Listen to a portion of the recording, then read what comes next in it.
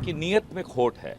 पहले संसद चलाइए तो फिर आगे बात करते हैं। कौन महिला आरक्षण बिल को सैबोटाज करता है ये भी जानते हैं, हम भी जानते हैं। मुझे इस बात की खुशी है कि किरण रिजिजू ने आज पब्लिक प्लेटफॉर्म पर ये एक्सेप्ट कर लिया कि जो महिला आरक्षण वो लेकर आए थे वो 2034 से पहले हो ही नहीं सकता था। यही तो हम लगातार कह रहे थे कि ये झुंझुना आप महिलाओं को क्यों दे रहे हैं। आप महिला आरक्षण की अगर वास्तव में पक्षधर हैं तो अभी दीजिए महिला आरक्षण। कि ये भारतीय जनता पार्टी की न नीत है और न ही नियत है महिला आरक्षण को देने की।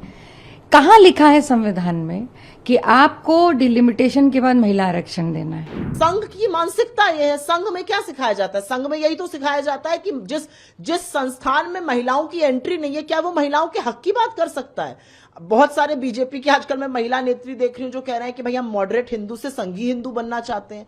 संघी हिंदू कौन है? संघी हिंदू तो वो है कि जिस संघ में महिलाओं की एंट्री नहीं है। विपक्ष लोकसभा राहुल गांधी उन्होंने वीडियो रिलीज किया, महिलाओं के हक की बात कही, तो किरण रिजिजू कह रहे हैं कि महिला आरक्षण बिल को अब कौन लाया था महिला आरक्षण बिल? किसने इंट्रोड्यूस किया था? 2012 में सोनिया जी ने इंट्रोड्यूस किया था। इनकी नीयत में खोट है।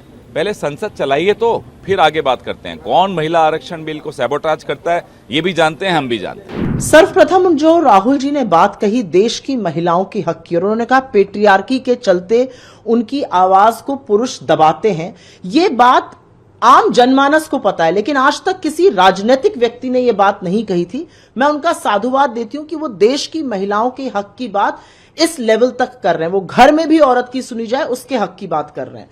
इससे बीजेपी को परेशान होना, इससे बीजेपी का स्वाभाविक असहज होना तो सभी को पता है, क्योंकि महिला उनके लिए दोयम दर्जे की नागरिक है। मैं किरण रिजिजू को यह याद दिलाना चाहती हूं कि आपने जो अपने पोस्ट में लिखा है कि 2034 तक विमेंस रिजर्वेशन आ पाएगा, ये तो आप ही का किया हुआ है। आप ही ने महिला आरक्षण पर किंतु परंतु अपितु ये कंडीशन, तो पहले जनसंख्या का वो होगा, फिर वो डिलिमिटेशन होगा, आप ही ने कंडीशंस डाली है। क्यों आपने ये कंडीशन डाली? आप साफ मन से महिलाओं को आरक्षण देते। हम तो अभी भी कह रहे हैं 543 सीट पर आज ओबीसी महिलाओं के साथ आरक्षण अनाउंस करिए, हम पूरा समर्थन आपका करेंगे। आप कहते हैं नहीं नहीं नहीं, जब 840 हो जाएंगे तब हम आरक्षण के बारे में सोचेंगे, तब हम आपको आरक्षण देंगे।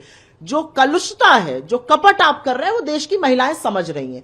उनके पीछे छिपकर देश को विभाजित करने के लिए जो आप डिलिमिटेशन की प्रक्रिया करना चाहते हैं वो हर महिला समझ रही है। महिला जानती है कि उनके हक की लड़ाई कांग्रेस पार्टी लड़ रही है। महिला जानती है कि आरक्षण उसको आप आज दे सकते थे, 2014 के बाद किसी भी दिन दे सकते थे, आपने नहीं दिया, उसमें तमाम कंडीशंस लगाई हैं। मुझे इस बात की खुशी है कि किरण रिजिजू ने आज पब्लिक प्लेटफॉर्म पर यह एक्सेप्ट कर लिया कि जो महिला आरक्षण वो लेकर आए थे वो 2034 से पहले हो ही नहीं सकता था। यही तो हम लगातार कह रहे थे कि ये झुंझुना आप महिलाओं को क्यों दे रहे हैं। आप महिला आरक्षण की अगर वास्तव में पक्षधर हैं तो अभी दीजिए महिला आरक्षण। 2023 में उन्होंने दिया होता, 2024 में महिलाएं भर भर के आती पार्लियामेंट। आपने क्यों नहीं किया? क्योंकि आप महिलाओं को बराबरी का हकदार, हिस्सेदार नहीं समझते। आप महिलाओं को दोयम दर्जे का नागरिक समझते हैं।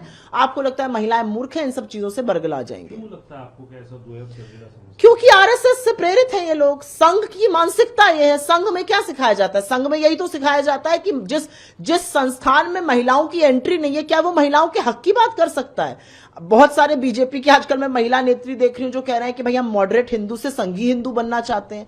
संघी हिंदू कौन है? संघी हिंदू तो वो है कि जिस संघ में महिलाओं की एंट्री नहीं है। हिंदू धर्म में तो पत्नी के नाम के बिना पति का नाम अधूरा है। मां के नाम से हमारे देवता जाने जाते हैं, कौशल्या पुत्र, यशोदानंदन।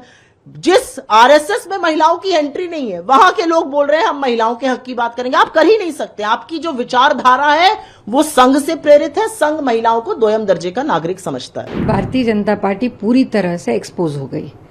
यही तो हम लोग कह रहे थे कि ये भारतीय जनता पार्टी की न नीत है और न ही नियत है महिला आरक्षण को देने की। कहाँ लिखा है संविधान में कि आपको डिलिमिटेशन के बाद महिला आरक्षण देना है? ये कहीं नहीं लिखा। आप 403 की विधानसभा है उत्तर प्रदेश में, 2027 का चुनाव है। मैं चुनौती देती हूं कि लाइए आप महिला आरक्षण और सीटें दीजिए। आप आरक्षित सीटें कर दीजिए 2027 के चुनाव में, दीजिए महिलाओं को टिकट। दूसरी बात मैं एक बार और कहना चाहती हूँ कि ये इसके लिए किसी प्रमाण पत्र की आवश्यकता नहीं होती, इसे इच्छा शक्ति की आवश्यकता है।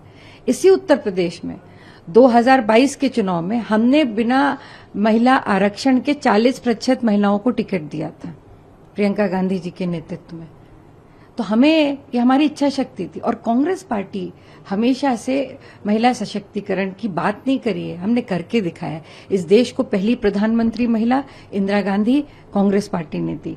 इस देश की पहली प्रेसिडेंट महिला प्रतिभा पाटिल कांग्रेस पार्टी ने दी। इस देश की पहली महिला स्पीकर मीरा कुमार कांग्रेस पार्टी ने दी। जिस उत्तर प्रदेश से मैं आती हूं, उस उत्तर प्रदेश में पहली महिला मुख्यमंत्री सुचेता कृपलानी भी कांग्रेस पार्टी ने ही दी। और मुझे गर्व है कि आज विधानमंडल दल के नेता के रूप में पार्टी ने मुझे चुन करके वहां भेजा है। ये मेरे लिए गर्व की बात है।